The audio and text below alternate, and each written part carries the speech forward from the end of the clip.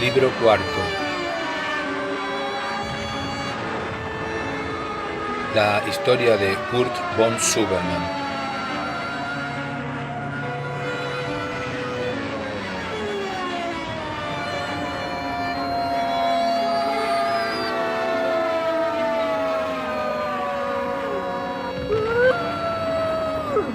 Capítulo 11.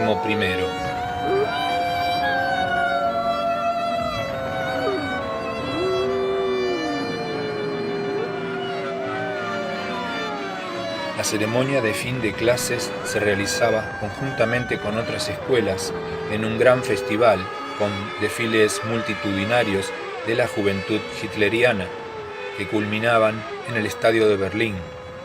Allí la plana mayor del Tercer Reich, encabezada por el Führer, establecía un contacto directo con la juventud por medio de discursos y proclamas. Papá había venido de Egipto especialmente para asistir a la graduación, siendo invitado por Rudolf Hess para concurrir a una fiesta a celebrarse esa noche en la Cancillería. Sería esta, a mi juicio, la oportunidad esperada para aclarar muchas incógnitas. A las 10 en punto de la noche subimos las escaleras de mármol de la Cancillería, papá elegantemente vestido de jacket y yo con el uniforme de las Hitlerjugend. No desentonábamos entre la numerosa concurrencia que ya llenaba el gran salón del Águila, formando distintos corrillos rumorosos de voces y de risas. Atravesamos el salón en dirección al gigantesco hogar de mármol tallado buscando a Rudolf Hess, mientras sobre nuestras cabezas una araña de colosales dimensiones derramaba torrentes de luz, suavemente amortiguada por miles de piezas de cristal de Baccarat. Nunca había visto tanta gente distinguida e importante junta. Estaban allí todos los líderes de la nueva Alemania, el doctor Goebbels, el mariscal Goering, el Reichsführer Himmler, Julius Streicher. En un rincón apartado distinguimos a un grupo formado por Rosenberg, Rudolf Hess y Adolf Hitler. Papá, temiendo interrumpir una conversación reservada, me indicó que aguardáramos a unos pasos de distancia, mientras bebíamos una copa de champán que solícitos mozos nos habían alcanzado. Al cabo de un momento, Rudolf Hess reparó en nosotros y luego de cambiar una palabra con el Führer se acercó sonriente. «¿Cómo están, Reinaldo? Kurt», dijo. «Vengan, que les presentaré al Führer». Era la primera vez que veía de cerca a Adolf Hitler, honor poco frecuente para un estudiante extranjero, y aunque venía preparado sabiendo que el Führer estaría en la fiesta, no se me había ocurrido que seríamos presentados. «Adolf, el barón Reinaldo von Saubermann», dijo Rudolf. El Führer saludó a papá dándole la mano efusivamente, pero sin pronunciar palabra.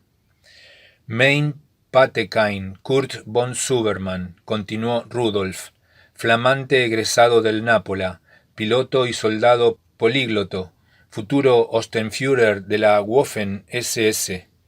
No pude evitar ruborizarme por la elogiosa presentación del Taufpate Hess. El Führer estiró la mano, mientras me clavaba una mirada helada en los ojos. Sentí que una corriente eléctrica me corría por la columna vertebral, al tiempo que una especie de vacío estomacal cosquilleaba a la altura del ombligo. Fue una sensación de un instante, pero de un efecto terrible. Aquella mirada y el contacto con la mano del Führer habían obrado como un agente ácido en un cubo de leche, descomponiendo y disolviendo mi estado de ánimo. Fue un instante, repito, un solo instante en el cual me sentí explorado por dentro. Ya recompuesto, observé con sorpresa que, algo inusual en él, una sonrisa enigmática se dibujaba en la cara del Führer. «De Egipto, dijo Hitler. «Adoro Egipto, tierra maravillosa que fascinó a Napoleón y que ha producido un camarada invalorable como Rudolf». Rosenberg, que a todo esto ya había sido presentado, observaba la escena con expresión divertida. «Al verlo a usted, joven Kurt», continuó Hitler, verifico que no es casualidad lo de Rudolf. Egipto es realmente un centro de fuerza espiritual. El enigma de la Esfinge aún tiene vigencia. Ustedes son la prueba. Nos tomó a Rudolf, Hess y a mí, de un brazo a cada uno, de que un orden superior guía el destino de Alemania. Dos germanos egipcios que han respirado los efluvios gnósticos de Alejandría y el Cairo, conducidos por los superiores desconocidos hasta aquí, para poner vuestra gran capacidad espiritual al servicio de la causa nacional socialista. Al veros, siguió diciendo el Führer, comprendo lo sagrada que es la tarea que hemos tomado sobre nuestros hombros, al fundar el Reich de los 1000 años. Nuestra causa no es sólo el mejor ideal por el que puede vivir y morir un germano, es también la causa de la libertad de la humanidad, de la lucha por salvar al mundo de las fuerzas oscuras, del combate final contra los Elementalwesen. Rosenberg y papá asentían con la cabeza a cada afirmación del Führer, quien continuaba vertiendo conceptos místicos sin permitir que nadie interrumpiera su monólogo. Me distraje pensando en el extraño poder que había experimentado al saludar al Führer. Una poderosa fuerza emanaba de Hitler, no sabía si voluntaria o espontáneamente, y me preguntaba si este carisma no lo habría adquirido por medio de alguna técnica secreta, de algún conocimiento oculto al que unos pocos privilegiados pueden acceder. Entonces dígame, joven Kurt, ¿quiénes son, en definitiva, los enemigos de Alemania? ¿Contra quién combatimos?, preguntaba Hitler dirigiéndose hacia mí. Reaccioné ante la inesperada pregunta con la desesperación de haber desatendido una parte de la conversación. 3 pares de ojos de Rosenberg, Hess y papá estaban puestos en mí esperando la respuesta. Sin embargo, lo que había alcanzado a escuchar era suficiente para mí, pues la respuesta brotó sola del fondo del inconsciente. El enemigo es uno solo, afirmé categóricamente, es Yahvé, Satanás. Contesté intuitivamente y de manera tan firme que no cabían rectificaciones. Miré a papá, que se puso instantáneamente lívido, y vi la sorpresa retratada en todos los rostros. Muy bien, joven Kurt, muy bien, decía Hitler con una expresión de intensa alegría. Ha dado usted la mejor respuesta. Podría haber identificado como nuestros más terribles enemigos a la judeo-masonería, al judeo-marxismo, al sionismo, etc. Pero esos nombres solo representan aspectos diferentes de una misma realidad, distintas caras de un mismo y feroz enemigo. Yahvé es Satanás, el demiurgo de este mundo. Solo un iniciado o un iluminado como usted o Rudolf podrían dar una respuesta tan precisa. ¿Verdad, Alfred? Rosenberg sonreía complacido. Lo felicito, joven von Suberman, dijo Alfred Rosenberg. Es usted una persona de claros conceptos. Por supuesto que yo estaba completamente aturdido por lo que había ocurrido. De improviso, en esa reunión con aquellas notables personas, descubría que poseía como un oído interior un órgano misterioso que me permitía escuchar las respuestas formuladas concretamente. Y estas respuestas eran correctas. Nunca había experimentado algo así, y solo podía achacar esta súbita iluminación a la presencia del Führer. Él, con su extraño magnetismo, me había despertado el oído interior. Adolf Hitler volvió a tomar la palabra. La gente no compenetrada en la filosofía oculta del nacionalsocialismo suele cometer gruesos errores de apreciación al juzgar muchas de nuestras afirmaciones, creyendo ver en las mismas una superficialidad estúpida, cuando generalmente se trata de ideas sintéticas, eslogans, extraídos de profundos sistemas de pensamiento. Por ejemplo, ante la afirmación del joven Kurt de que el enemigo es Jehová Satanás, que es una idea sintética de hondo contenido filosófico, muchas mentes ignorantes se verían tentadas de suponer que tal concepto arranca de un grosero antisemitismo. alegarían argumentos elementales como estos: Jehová es el Dios de Israel, un Dios de raza, uno entre cientos de dioses étnicos. Es pues exagerado tomarlo por el único Dios, o demiurgo, objeción, esta sí, antisemita. O este otro: Jehová es el Dios de Israel, pero por su carácter monoteísta es el único Dios. Entonces, ¿por qué se lo identifica con el demiurgo? ¿Es por una creencia herética de tipo gnóstica? Interrogantes de quienes creen que ser cristianos implica la adoración de Jehová y que su rechazo significa una herejía anticristiana. Otro argumento banal es el siguiente: si hemos de rechazar al demiurgo considerando su obra material como esencialmente mala, ¿por qué identificarlo solo con el Jehová judío, habiendo cientos de denominaciones alternativas en la mitología etnológica y en los panteones religiosos de todos los pueblos de la tierra? Interrogantes que suelen padecer quienes ignoran totalmente qué significa Israel en la historia de Occidente y cuál es el secreto de la dinámica racial judía. Objeciones como las precedentes opondrían nuestros críticos al oír hablar de Jehová Satanás como el enemigo contra el cual combatimos, y por supuesto les sorprendería la palabra Satanás adherida a Jehová, cuestión que sin duda les arrancaría irónicas conclusiones. Pues bien, tales argumentos reposan en una circunstancia común: la ignorancia de quienes la formulan.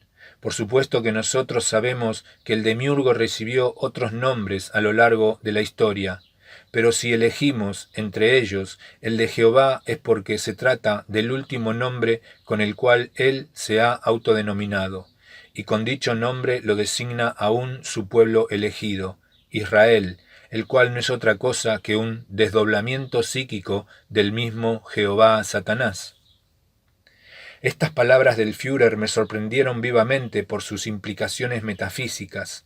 ¿Los judíos no constituyen una raza como las demás, compuesta por individuos? Era una teoría turbadora la que acababa de oír. ¿Se sorprende usted, joven Kurt?, preguntó el Führer, quien sin duda advirtió de inmediato mi turbación, pero no me dio tiempo a responder y continuó su explicación. Pues aún no ha oído nada. Israel es un chakra de la tierra, es decir, es una manifestación psíquica colectiva del demiurgo Jehová, y por eso nosotros afirmamos que el judío no existe como individuo, que no es un hombre como el resto de quienes componen el género humano. Pero la manifestación de Jehová en una raza elegida es un suceso más o menos reciente, de pocos miles de años, y la ordenación de la materia o creación data de millones de años atrás. Por eso, por la novedad que representa el nombre Jehová, comparado con otros nombres del demiurgo, que empleaban pueblos más antiguos y culturalmente más importantes en la historia, y por la antigüedad geológica del universo, es que parece excesivo designar con el nombre Jehová a un Dios cósmico. Pero se trata solo de una apariencia. Aquí hay que imaginar un demiurgo primordial al que podemos cómodamente denominar el Uno, tal como hacían los estoicos. Este es quien ordena el caos y se difunde panteísticamente en todo el universo. Es él también el Brahma hindú o el Alá árabe, etc., tomadas estas denominaciones en su acepción religiosa exotérica. Pero el plan cósmico, de alguna manera, hay que llamar a la idea del universo material, se asienta en el ensueño del demiurgo, un estado de quietud que sin embargo dinamiza el cosmos, como el dios motor inmóvil de Aristóteles en ese gran día de manifestación que se denomina también Gran Manvantara. Pero para que todo funcione sin que requiera intervención de el Uno, quien duerme mientras todo vive en él, es necesario disponer de un sistema automático de corrección. Este es el papel que cumplen las llamadas jerarquías cósmicas, miríadas de entidades conscientes emanadas por el Uno para que mantengan el impulso dado al universo y lleven adelante su plan. El primer paso de la emanación son las mónadas, arquetipos superiores que fundamentan toda la estructura cósmica y hacen las veces de matriz del plan del uno. Estas entidades conscientes, ángeles, devas, logos solares, logos galácticos, almas planetarias, etc., no son seres individuales, sino que forman parte del mismo uno y poseen, pues, mera apariencia de existir, debido a los grados de libertad de que están dotados durante el Manvantara.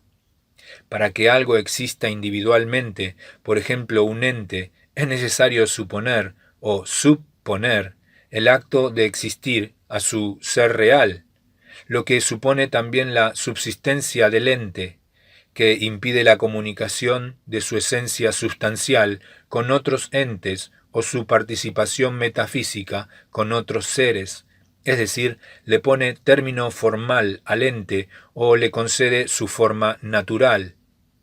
El recurso para lograr dicha ilusión de existencia es la extrema mecanicidad de la realidad material fundada en las leyes evolutivas, tanto referidas a fenómenos continuos como discretos, que mantienen el movimiento progresivo de la materia y la energía en la exacta consecución del plan del uno. Dichas leyes evolutivas son conservadas por las entidades conscientes ya mencionadas y dirigidas en el sentido del plan.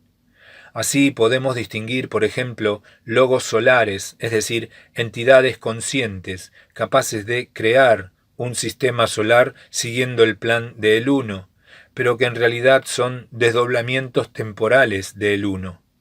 Lo mismo se puede decir de los logos galácticos o almas planetarias y hasta de los simples ángeles o devas. Ninguno de ellos existe como tales, aunque evolucionen sujetos a leyes universales. Lo importante aquí es comprender que todo este espectáculo grandioso que estamos recreando es pura ilusión, una concepción metapsíquica de características colosales ideadas por el uno para su íntima contemplación.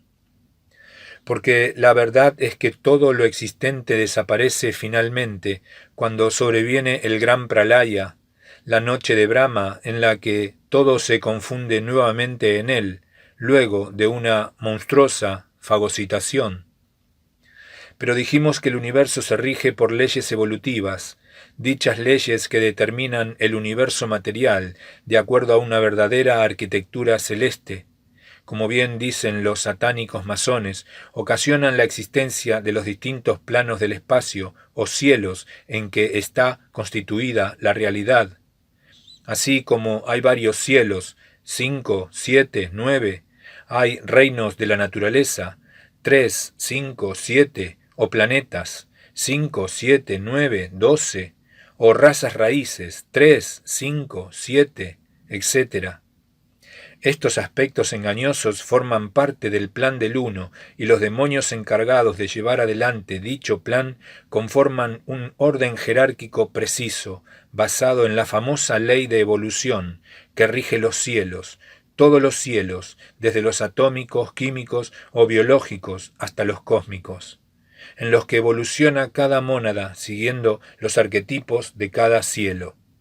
Es la famosa ley de causa y efecto que enseña la sinarquía y que las religiones védicas de la India llaman karma y dharma, pero que conviene sintetizar como ley de evolución. Esta ley dirige el camino de ida y vuelta de la mónada, la cual toma varios cuerpos en los distintos cielos a los que desciende para evolucionar. Dicho camino suele ser representado como la serpiente que se muerde la cola o urúboro. Por supuesto que jamás se alcanza la famosa individuación monádica, pues ello sería una auténtica mutilación de la sustancia del uno, y antes que tal cosa sobrevenga, ya estará todo el universo fagocitado en su santo buche. Aquí, extrañamente, sonrió el Führer mientras me miraba intensamente. Yo me debatía interiormente frente a sentimientos encontrados. Por una parte me horrorizaba la teoría que estaba oyendo, ya conocida por haberla estudiado en el Nápola, pero dotada ahora de un impresionante sentido de realidad al ser expuesta vehementemente con la elocuencia irresistible del Führer, y por otra parte me sentía halagado por el honor de recibir de labios del Führer de Alemania una explicación personal, terriblemente extensa y curiosamente fuera de lugar en una fiesta mundana en la Cancillería. De cualquier manera, mi actitud exterior era de respetuosa atención a cada una de sus palabras, pues no quería volverme a distraer. Supongo que ya conoce esta teoría teosófica que la sinarquía enseña en sus sectas masónicas o rosacruces y que se ha de sentir espantado frente a una concepción determinista en que no hay lugar previsto para la existencia individual eterna, es decir, más allá de los pralayas y manvantaras. Y justamente ese espanto, ese grito de rebelión que usted debe percibir brotando de su sangre pura, constituye una excepción a todas las reglas de la mecánica determinista de El Uno, porque habla de otra realidad ajena a su universo material. ¿Cómo puede ser eso si hemos dicho que todo cuanto existe en el cosmos ha sido pensado y hecho por él, de acuerdo a su plan y por intermedio de sus jerarquías cósmicas y planetarias? Pues bien, joven Kurt, se lo diré brevemente, porque una parte de la humanidad que nosotros integramos posee un elemento que no pertenece al orden material y que no puede ser determinado por la ley de evolución del demiurgo.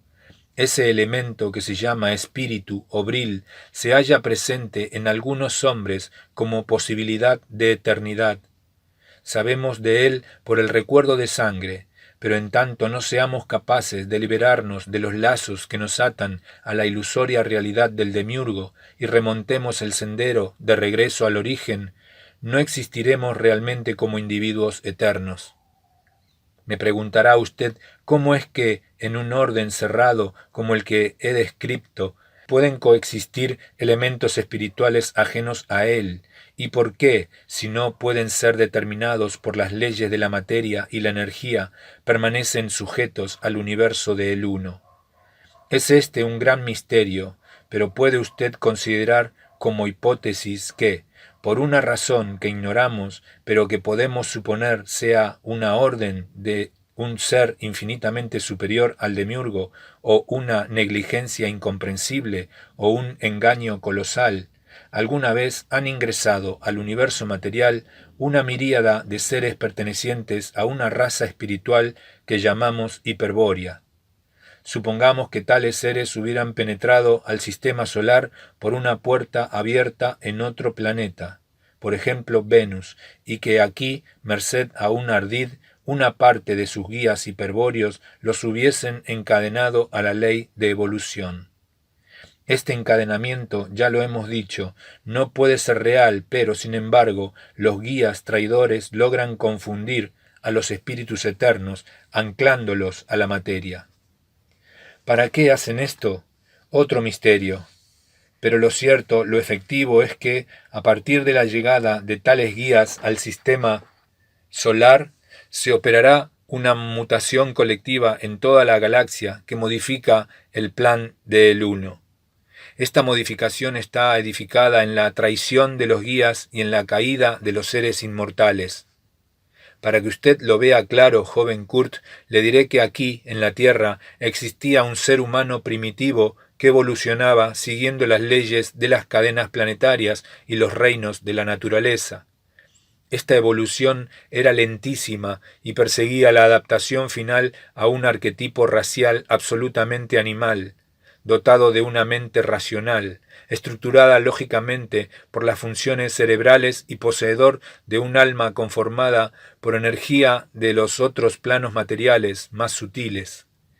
Este hombre es el que encontraron en una etapa aún primitiva de su desarrollo los guías traidores al llegar a la Tierra hace millones de años. Entonces, mediante un ingenioso sistema llamado Chanjanbalá, que usted tendrá oportunidad de estudiar en nuestra orden, ellos decidieron mutar la raza humana, encadenando los espíritus eternos a los seres humanos ilusorios y materiales de la Tierra. Desde ese momento existen tres clases de hombres: los animales hombres primitivos, o pasú, los semidivinos o virias, a quienes se les adosó un espíritu, y los divinos hiperbóreos o siddhas, que son todos aquellos que logran retornar al origen y escapar del gran engaño. También son llamados siddhas hiperbóreos a una parte de los guías, aquellos que no traicionaron y que, encabezados por Cristo Lucifer, intentan salvar a los virias mediante la redención hiperbórea de la sangre pura, que consiste en despertar el recuerdo primigenio de la propia divinidad perdida. Estos son los señores de Agartha, pero nos apartamos un poco de nuestro tema principal, que versaba sobre Jehová Satanás, el enemigo contra el cual combatimos para ganar el derecho a regresar al origen perdido. Entonces se le hará clara esta cuestión, joven Kurt, pues si usted recuerda que el Uno delegaba en unas entidades conscientes la ejecución de su plan, podemos ahora agregar que el sistema solar ha sido construido por una de tales conciencias a la que llamamos Logos solar, secundada por devas de menor jerarquía, quienes ocupan determinados puestos en la mecánica del sistema. En la Tierra, una entidad planetaria infundía vida al planeta e impulsaba la evolución de los reinos de la naturaleza de acuerdo al plan solar, inserto en el plan cósmico de El Uno. Está claro que se trata de emanaciones de El Uno enlazadas jerárquicamente. El Unos, Logos galáctico, Logos solar, ángel planetario, alma colectiva o grupal, etc. ¿Quién es Dios aquí? Según el nivel de conciencia y las pautas culturales y religiosas de los hombres, puede ser cualquiera de tales entidades conscientes, pero siempre se trata de el Uno. Si se dice que Dios es el Sol o se concibe un Dios creador de todo el universo, se está hablando de el Uno. Igual si se cree que Dios es la naturaleza o la Vía Láctea o la Tierra. Las diferentes cosmologías nociológicas que presentan los hombres en sus distintas etapas de la evolución para concebir el mundo no invalidan el hecho de que siempre se alude directa o indirectamente a el Uno cuando se habla de Dios. Pero regresemos a la Tierra. Cuando los guías traidores llegan a la Tierra, se instalan en un centro al que denominan Yambalá o de Yun, y fundan lo que se ha dado en llamar Gran Fraternidad Blanca o Jerarquía Oculta de la Tierra. No es un lugar localizable físicamente sobre la superficie terrestre, cuestión sobre la que usted deberá aprender más adelante, sino que se halla situado en un pliegue topológico del espacio. Pero lo que interesa aquí es destacar que el jefe de los guías traidores se autotitula Rey del Mundo, pasando a ocupar el lugar de uno de los 12 Kumaras del sistema solar. ¿Qué es un Kumara? Un ángel planetario, una de esas entidades conscientes encadenadas por el Uno que conforman la idea de un planeta. Es aquí a donde debe ubicarse la clave del nombre Jehová y de su raza elegida, porque el espíritu planetario se llamaba Kumara Sanat, quien luego de la constitución de Yambalá y de la venida del Rey del Mundo decide actuar como regente de El Uno en la ejecución de su plan, ahora modificado. Para ello se encarna en nombre de El Uno en una raza elegida para reinar sobre los espíritus hiperbóreos esclavizados. Esa es la raza hebrea, es decir, que tenemos por un lado a la jerarquía oculta de Chan Yambalá con sus demonios, los guías traidores y su jefe, el Rey del Mundo, quienes llevan adelante ahora la evolución del planeta y son quienes guían a las razas por medio de una siniestra organización llamada Sinarquía. Y por otra parte tenemos la raza hebrea, que no es sino la modificación de Sanat Kumara en la Tierra para ocupar el máximo escalón de la sinarquía en nombre de El Uno. Los mismos hebreos en su cábala estudian que Israel es uno de los 10 Séfirots, el Sefirá Malkut, es decir, una de las emanaciones de El Uno. Finalmente, Jehová es el nombre cabalístico del demiurgo El Uno que Sanat Kumara representa en la tierra y es, como dije al comienzo de esta agradable charla, el último nombre histórico que conocemos de él. Por eso nosotros, los antiguos seres hiperbóreos que aún permanecemos encadenados en el infierno, debemos tener bien presente que el enemigo es Jehová Satanás, el demiurgo de este mundo, como bien dijera el joven Kurt. El Führer continuaba entusiasmado su largo monólogo, y aunque ya había pasado una larga hora y llovían sobre nosotros las miradas curiosas de mucha gente que deseaba sentarse a la mesa, nadie en Alemania hubiera sido capaz de interrumpirle por un motivo tan prosaico como llantar una cena.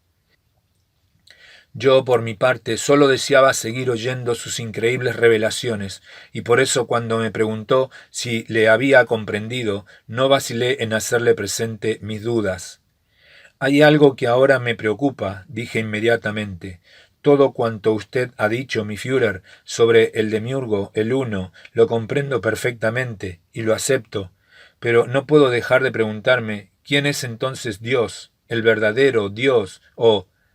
Esa es una pregunta que no debe usted hacerse, joven Kurt, afirmó categóricamente el Führer, no mientras su mente esté sujeta a la lógica racional, pues sólo logrará entonces arribar a paradojas irreductibles. Pero es evidente que la duda ya ha germinado en usted y que seguirá meditando en ello. Le daré entonces una respuesta provisoria.